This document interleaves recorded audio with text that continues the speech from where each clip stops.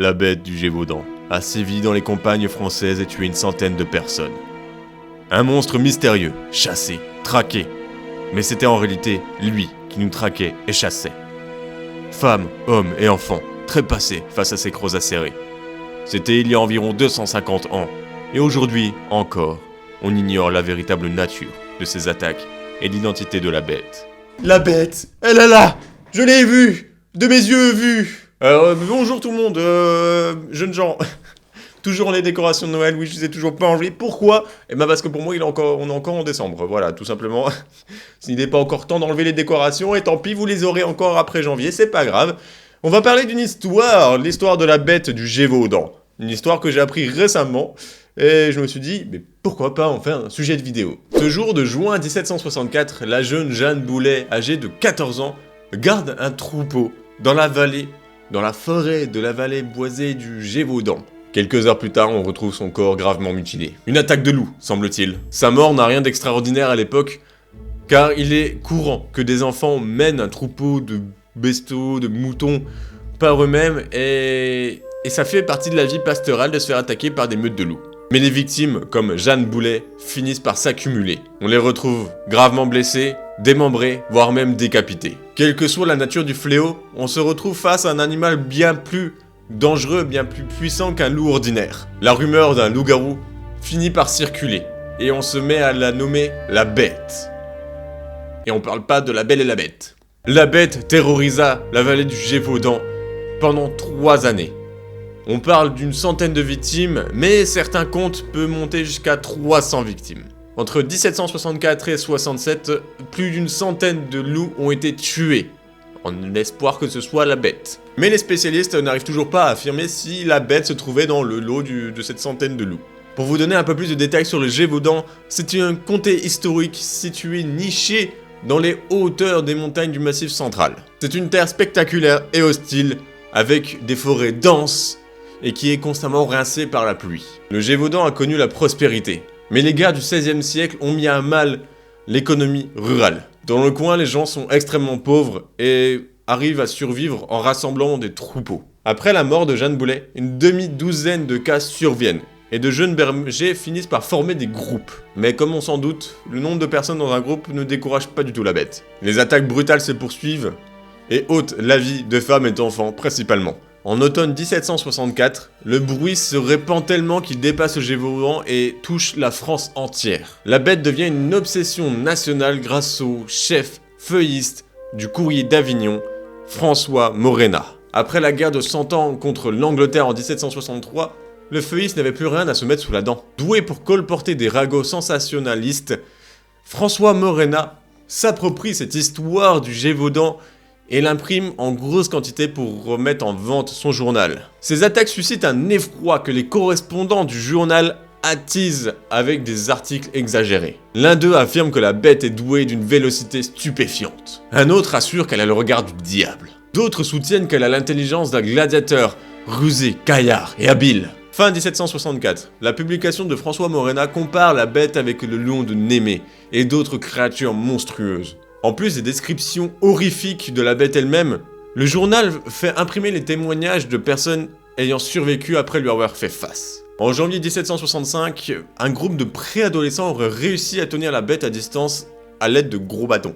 En mars, Jeanne Jouve a dû lutter pour protéger ses 3 enfants, et l'un d'eux, âgé de 6 ans, aurait succombé à ses blessures. Mais l'un des plus célèbres témoignages serait celui de Marie-Jeanne Vallet, surnommée la pucelle du Gévaudan. Allez savoir pourquoi. Elle aurait visiblement mis la bête en fuite après l'avoir blessée via une baïonnette au poitrail. Pour certains, comme vous en doutez, la perspective d'attraper la bête serait un bon plan de carrière, de succès et aussi un espoir de rédemption. En automne 1764, Jean-Baptiste Duhamel, un capitaine d'état-major de l'armée, qui est né dans cette région qui est originaire, recrute des partisans, des milliers d'habitants, pour traquer la bête. Selon certains témoignages, la bête aurait une longue bande noire filant jusqu'en bas du dos. Le capitaine émet l'hypothèse qu'il ne s'agit peut-être pas d'un loup, mais plutôt d'un gros chat. Peut-être que son père était un lion et sa mère on ne sait pas trop. Malgré leurs tentatives répétées, ils n'ont jamais réussi à attraper le monstre. Début 1765, la bête de l'affaire du Gévaudan a pris tellement d'ampleur que Louis XV s'en mêle. Il récompense le groupe de jeunes qui ont réussi à repousser la bête avec des bâtons et leur donne une instruction à titre gracieux au chef de la bande. En mars, le roi envoie lui-même ses propres chasseurs afin de piéger la bête. Un chasseur de loups normand, le renommé Jean-Charles Vaumel d'Enneval, est nommé pour mener l'expédition. Mais il échoue, lui aussi. Irrité par l'échec de son chasseur, Louis XV envoie son propre garde du corps, le vétéran François Antoine. 21 septembre 1765, ces hommes tuent un gros loup qui pense être la bête. On envoie la dépouille à Paris, François est récompensé. Mais 2 mois plus tard, les attaques reprennent. Entre décembre 1765 et juin 1767, on compte une trentaine de victimes en plus. La peur règne de nouveau sur le Gévaudan, mais cette fois-ci, les habitants sont livrés à eux-mêmes. Dans l'embarras, après leur échec, les autorités, Louis XV et son équipe, ils font un peu genre qu'ils savent pas que ça a repris. Les attaques, ils font comme s'ils avaient réellement tué la bête et que ça s'était arrêté, il n'y avait plus rien.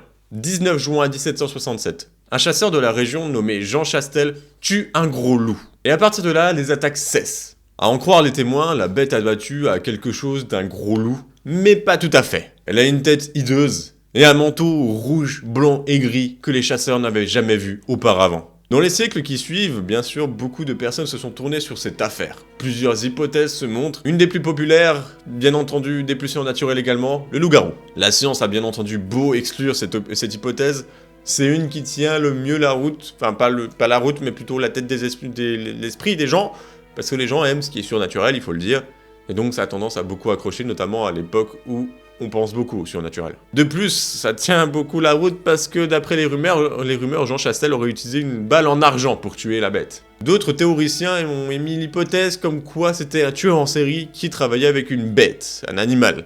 Bien entendu, l'explication la plus facilement acceptée, vient du règne animal, une bête, mais quelle bête? Telle est la question. Certains suggèrent que c'est une créature non endémique. Donc par exemple, une hyène qui peut-être aurait pu être chassée via le braconnage, amenée en France, et elle a réussi à s'échapper. Le biologiste Karl Hans émet également l'hypothèse que ce serait peut-être un lion échappé, donc encore une fois par du braconnage ou un zoo, et forcément un animal de type lion qui se retrouve dans une zone rurale où personne ne connaît cet animal-là, ça peut paraître très étrange, et d'où les couleurs que tout le monde décrirait comme étranges, ça pourrait expliquer beaucoup de choses. Et selon le biologiste, le lion est peut-être mort dans les années qui ont suivi en mangeant des appâts empoisonnés, voire même plusieurs appâts empoisonnés qui avaient été placés par les habitants du Gévaudan.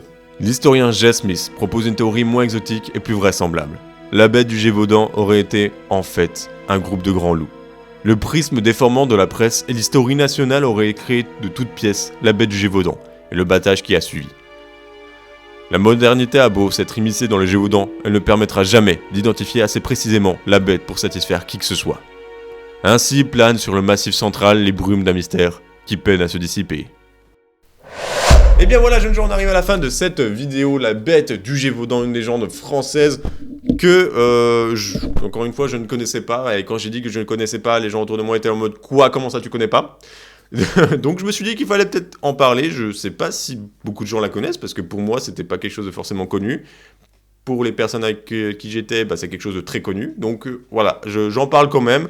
Au pire, vous le saviez déjà, et moi, ça m'apprend des choses. Au pire, vous le saviez pas non plus, vous apprenez des choses. Et tout le monde est content. Bref, sur ce, je vous dis portez-vous bien, bisous sur Petite Miche, bien moelleuse.